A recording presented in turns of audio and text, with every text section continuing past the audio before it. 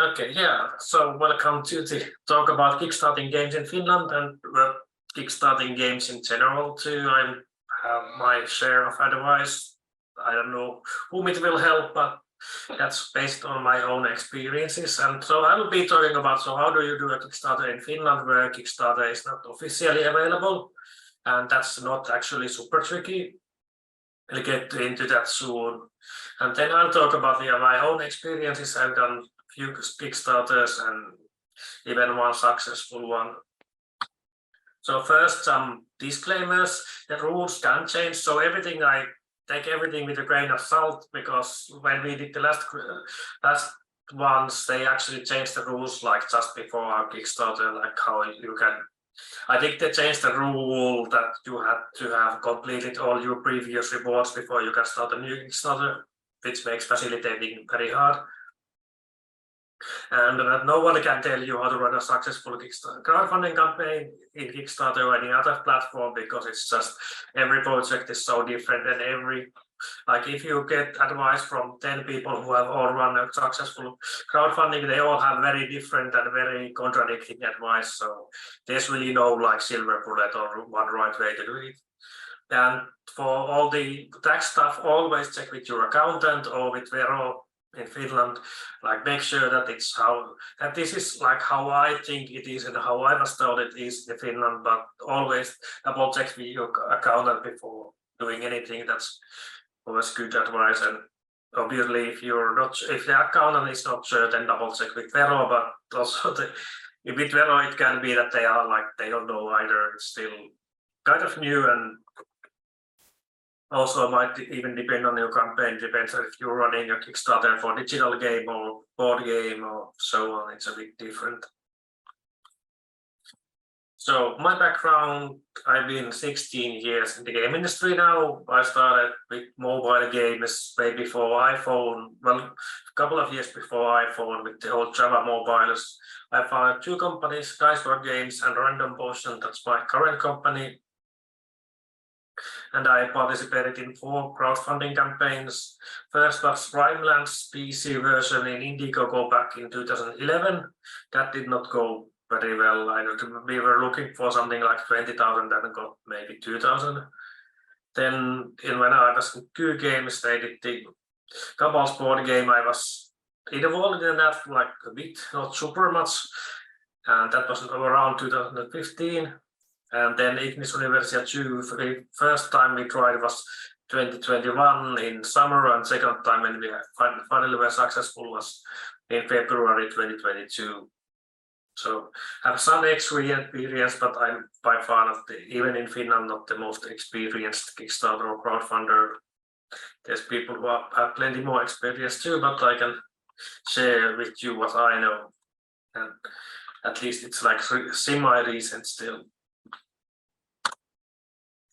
So the first things first, you can do a Kickstarter in Finland. This is something like that people ask a lot, and also there's a lot of misinformation. Like, yes, Kickstarter officially is not available in Finland, but you can do it if you have basically a facilitator. So what you need is either a person who's resident in or a company incorporated in a country where Kickstarter is available. That's most EU countries, or at least most Western EU countries.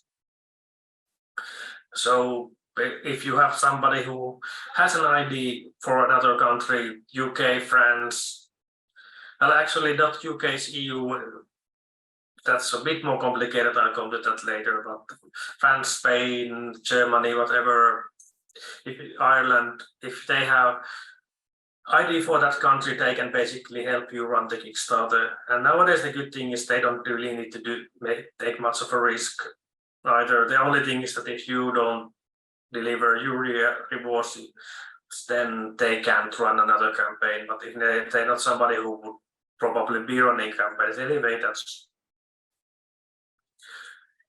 not as much of an issue. And they can't have pending rewards. So that is what makes facilitating nowadays, like they were used to be companies that did the facilitating, but that makes it a lot more difficult now because you can't have pending rewards for past campaign, or at least so it was that was the case about a year ago. Again, it might have changed. I haven't heard that it has.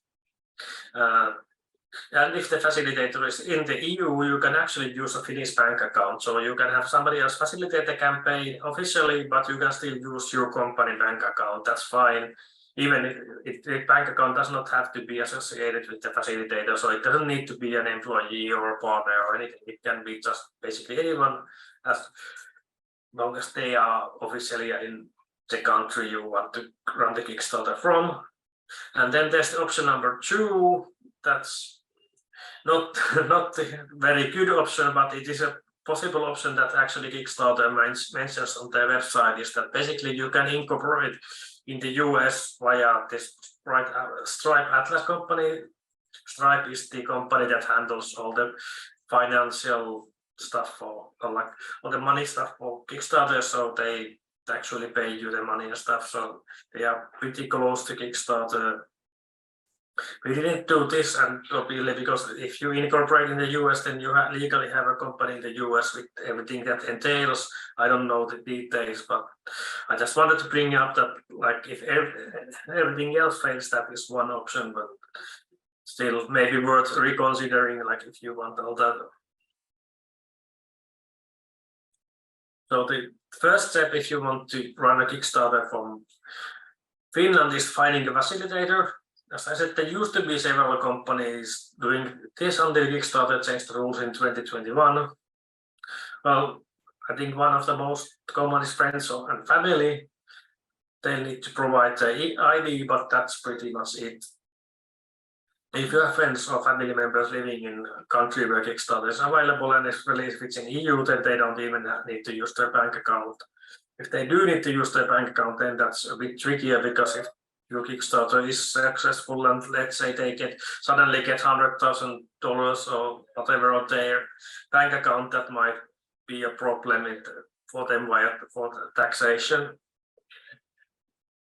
And there's some multinational companies. So obviously, if a company has offices in Finland and in countries where Kickstarter is available, then they can help you too. And we use this lady Dina Ramsey.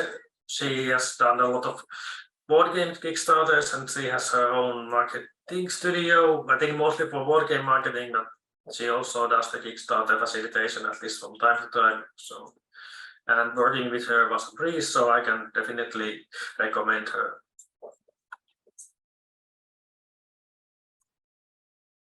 And so the fee is basically from what you get from Kickstarter. First, there's the flat fee for Kickstarter, that's 5% always.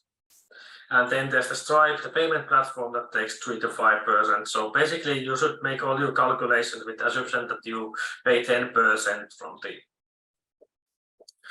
money you get. So if you get 100,000, you will actually get 90,000. And then according to the Finnish law or Finnish tax law, the campaign is considered a pre-sale. So basically, when you deliver the products, you will need to pay the VATs, unless you use a facilitator who gathers the money and then pays you, then that's royalties or whatever. We didn't do that, so I'm not sure what it would actually be that you will need to check. Probably it goes as royalty, and then the facilitator would handle all the VATs and stuff. But that again depends on the company and case by case basis. So 90% of the money you should get yourself, minus the Finnish tax upon delivery. And there's the other Finnish law requirements. So you can't ask for donations, because then it will be rahankeräys, like a donation drive, and that's not legal without a permit, and you can't have a permit for a for-profit company. So you can't ask for donations. There's no way to disable people being able to pay for more than what they get, but that's one of those things that's apparently kind of don't ask, don't tell basis. So if somebody does it, it's not a big problem. I don't think for us anybody need that. As long as you are not actually asking for it, it should be fine. And OTS must have rewards of some value, so you can't just have a tier like support us for $1. That's not okay. For $1, you need to give something like wallpaper or something is pretty common. It has to have about the realistic value. That's will be always up to debate what's a realistic value. But if you do it based on like what other companies offer, what other games offer, so you sell the game for like, let's say $20, that's probably fine. That is something that the game would cost. And if you have more physical rewards, again, like about the 20, $30 for a t-shirt and so on, it should be fine. But if you're asking, say, $100 for wallpaper, then that might be a bit suspicious, and you might run into trouble. But that's basically what the Finnish law requires for you. When you Kickstarter, if you do this, you shouldn't have any problems. This has been asked from Vero and from Finnish like law officials multiple times, and there have been like a lot of Finnish Kickstarters anyway. So as long as you don't actually ask for donations that have rewards of value, you should be just fine. Should be, again, check with the accountant. So let's go to the more practical, actually running the Kickstarter part or preparing for the Kickstarter. Most of the time is actually preparing because that's such a big thing. So what do you actually need to run a Kickstarter? And the first thing you need, you have to have a lot to show. You can't really go to Kickstarter with a couple of screens or a couple of concept arts. People do that, but that's not usually successful. You can have like just mock-ups and not an actual game, but usually you do need to have a reputation for that. I think Cult of the Lamb has basically just mock-ups. They had some videos also, but they were not actually from the game. They were just mock-up videos, but for them that was enough because the idea was very good, and I think they were a reputable developer already. So, and more you have, the bigger games have less competition. So on the other hand, the more you have to raise, but the less competition you have at that level. But you also have to have the kind of believability. You have like, if you, there have been some, I think, relatively new teams that have managed to kickstart very big games, but I'd say that's always risky, and especially nowadays people are more careful with the riskier Kickstarters. But so basically what you have need, well, either an email or video plus screenshots, but I would say that yeah, you always need the video, and then you also can have a demo. We had a demo because we had it already for Steam Next Fest. And I don't know if it actually helped with the Kickstarter or not, but it's usually good to have. And again, depends on the game a lot. We have a kind of we have a very story-driven game, so it's not as important. If you have a more like, let's say, gameplay-heavy game, then or more replayable game, the demo might help a lot. And during the trailer, basically this Kickstarter trailer consists of gameplay and an interview where you talk about the game. The point of the interview is basically that when you can see the people who are making the Kickstarter, and you can see that they are actual people and not just AI voices or something, that makes it a bit more believable and easier to relate to, so that makes people more wanting to give you money because they are like, okay, these are just normal people like me.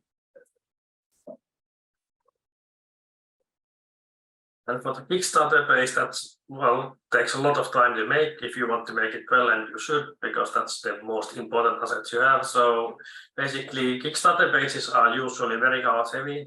There's a lot of illustrations, a lot of screenshots. So the heading should be illustrated.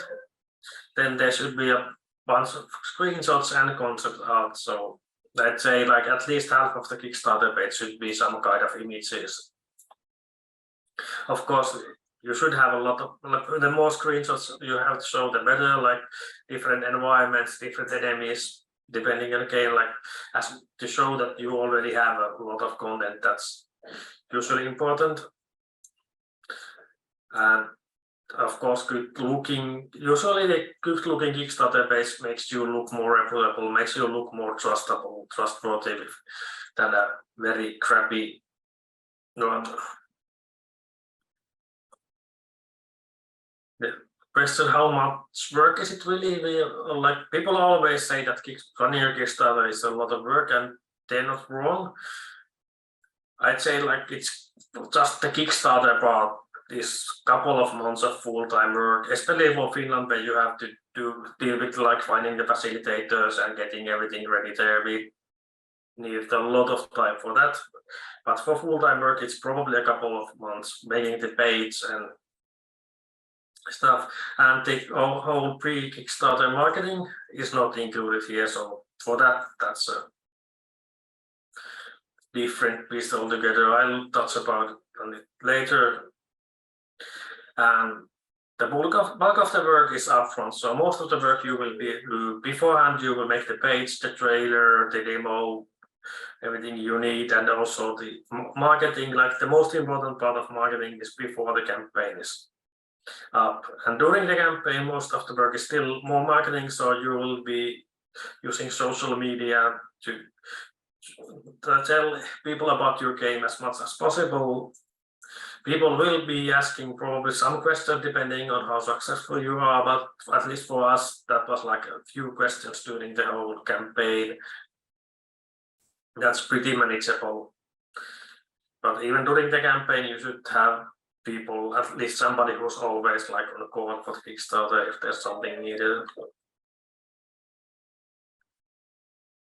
And how much money do you need to run a Kickstarter? Again, depends, but I would say that most possible campaigns have like a budget of at least a few €1,000 just for marketing and all the arts and videos that you need. You can do the video in-house, but especially indie teams don't have the skills.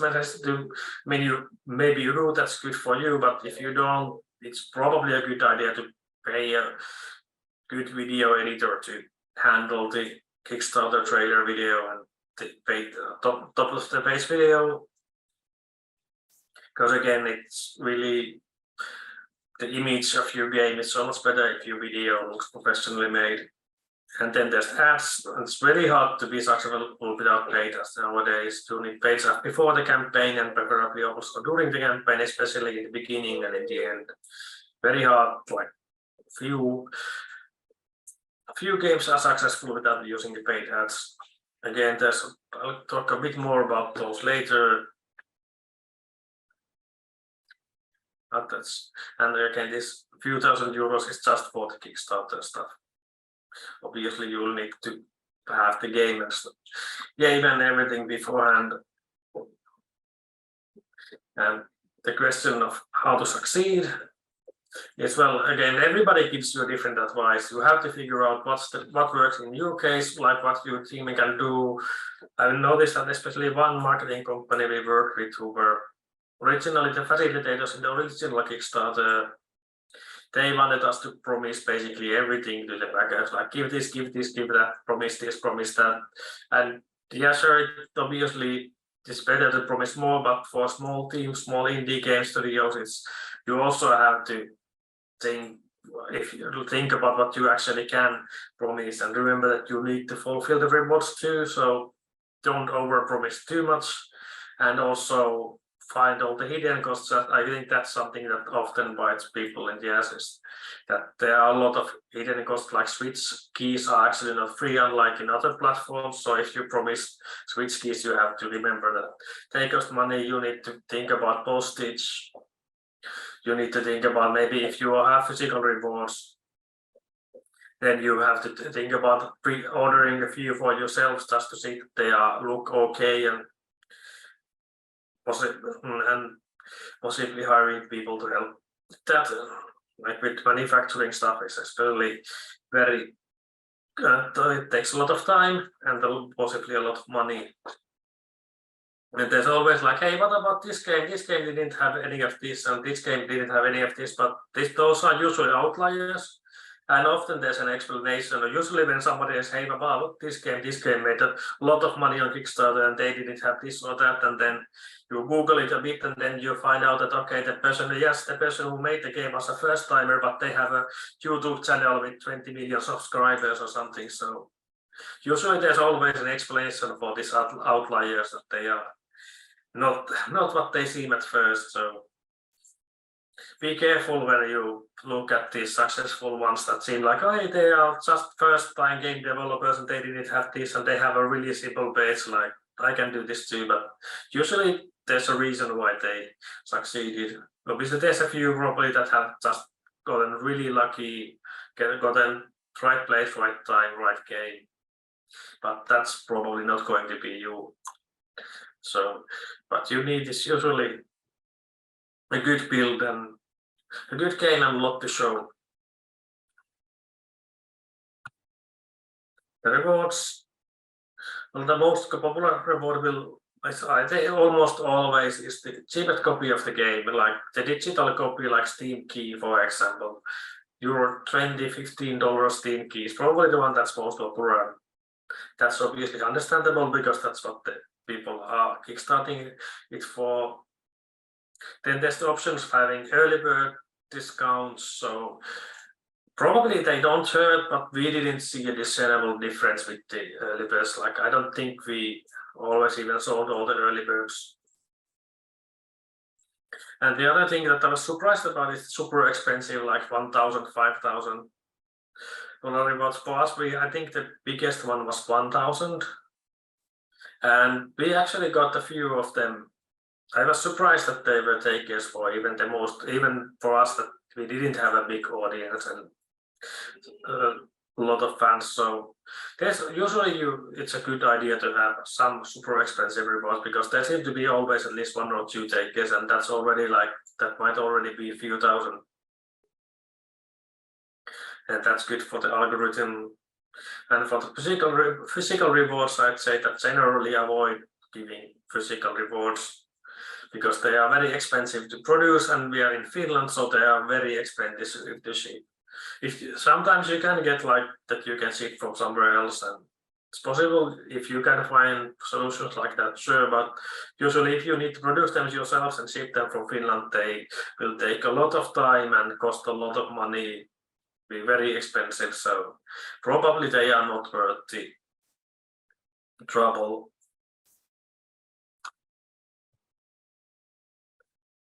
And how much can you get from Kickstarter is, well, I'd say that very few games get their entire production budget. Like even the ones that rake in millions and millions of euros or dollars, they usually are really huge games where the budgets are even larger than that. It's very hard to make a whole production budget on Kickstarter. Maybe if your production budget is like 500 euros, but that's not very realistic. So you have to, Kickstarter can't be your only solution for funding the game. And also don't worry about the stretch goals. Basically, you can start thinking about the stretch goals when you see that you are soon to be like over the goal. If it happens super quickly, then well, that's a happy problem. Good for you. You can probably take a couple of days to figure out the stretch goals, and that won't hurt your campaign that much. And for if your budget is modest, we have like 10,000 euros. Even a couple of hundred backers can be enough. So if you think about it, a couple of hundred people are not that many to reach. You can pretty easily reach thousands, and if you can convince like 1% of the people, that might actually be enough. So if you can have a modest budget, then you have a good chance of succeeding. Not automatic, but still you can remember that you don't need like thousands or millions of players. And so before the campaign, finally get to the important part. So before the campaign, I'd say you should start at least 6 months in advance, so 6 months before your campaign goes live. And you want to start like basically marketing social media and already running ad campaigns. You should contact the EU Kickstarter representative when you have at least something to show. We were in contact with Michael Liebe, and there's also Elina Reniati. You can find them at least in LinkedIn. They were like, Michael was very helpful with us. They had a lot of problems with all sorts of bureaucracy stuff, that he was very helpful with that, and they got the Kickstarter the projects we love, and I don't remember if I actually mentioned it elsewhere, yeah, but the projects we love is something that you definitely should get, and it's not hard to get. If you don't get that, that's kind of a bad sign. And then you need to get the coming soon page up so you can get people to get to, so then people can sign up to get notified when the campaign goes live. But the Kickstarter page needs to be approved before this. You can still edit the page afterwards, but you have to have some kind of page that the Kickstarter staff will approve. So you need to have at least some version of your trailer and some screenshots and all the basic information up before you can even get the coming soon page up. And I would say that you want to get the coming soon page up at least a month, preferably a couple of months before the Kickstarter goes live. And you want to get a mailing list. I think that's just still the best option. If you can get a few hundred people on a mailing list, that's the most effective way of getting people notified on the day the campaign launches. And for the campaign, you should write a daily plan, what happens every day of the campaign, what kind of social media updates, what kind of marketing, what kind of updates for the Kickstarter and so on. Have most of the campaign updates ready. Most of them will be pretty much one of them will like, hey, half of the campaign and now we got half of the money and this and that. So you can actually, and here's some extra information about the game. You can write most of them beforehand, so you will reduce a lot of stress if you do that before the campaign starts. And I would really suggest, recommend getting a marketing company to help you. It's not, again, it's not free, but they are often, especially companies that know what they are doing, are big help. And that might be like if you have to pay them like a few thousands of euros and they can help you raise like 10,000 more. It's very, very helpful. There's nowadays Kickstarter has their own expert space, at least companies that they have, like they are recommending. So obviously I haven't worked with most of those companies, but since they are recommended by Kickstarter, I would say that they are probably pretty trustworthy. If a company is not on that list, then I might be a bit suspicious, because obviously there's also a lot of unscrupulous companies out there who promise a lot but deliver little. Well, the company that we were considering but we didn't end up with because it was a bit too late was Cellup. I see a lot of their ads on Facebook. They don't have enough upfront fees. They take 15% of the pledge is directly attributable to them, and you have to pay for the ad spend they use.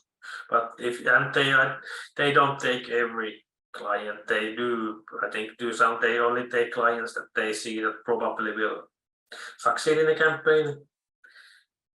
But I heard a lot of good things about them, so that's one company you should maybe consider.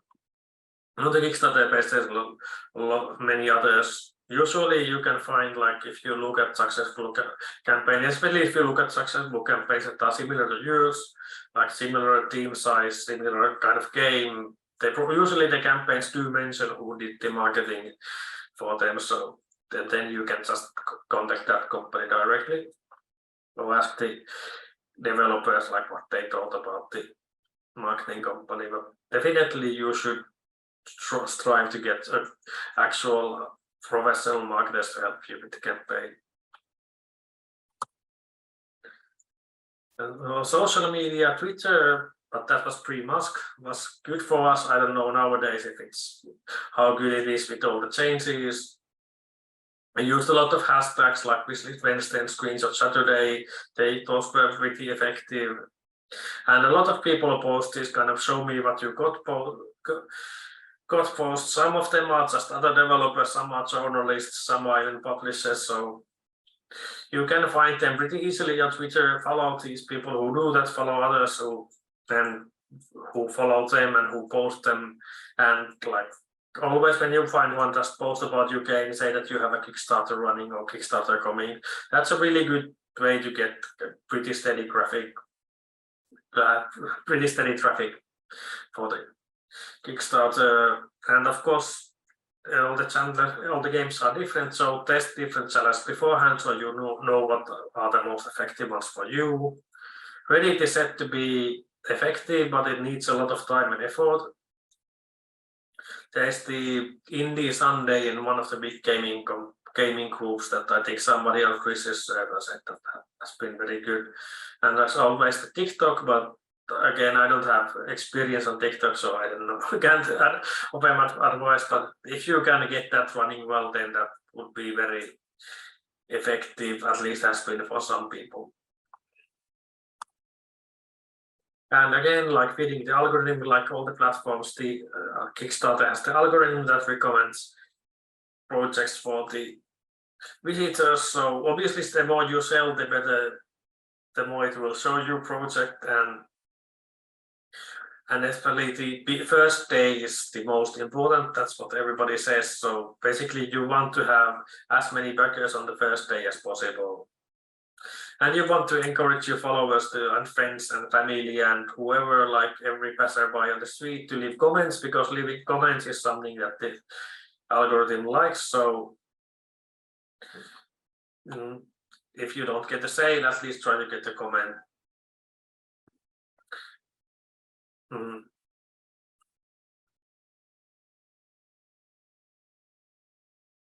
And then after the campaign, you will continue with the updates. You should, if you're successful at regular updates, what's going on, then you need to correct information needed for the rewards, like backer kit is commonly used of that, or you can, if you have a limited number of backers and you don't that much, you don't need like addresses and stuff, you can even use a form and so on. And one thing I've noticed with like our game being super late because of my burnout and everything, that like if you explain to the backers what's going on, they are usually very understanding, so you don't really need to be afraid like what's the reaction going to be. Is there going to be super much hate if you miss a deadline? Probably not.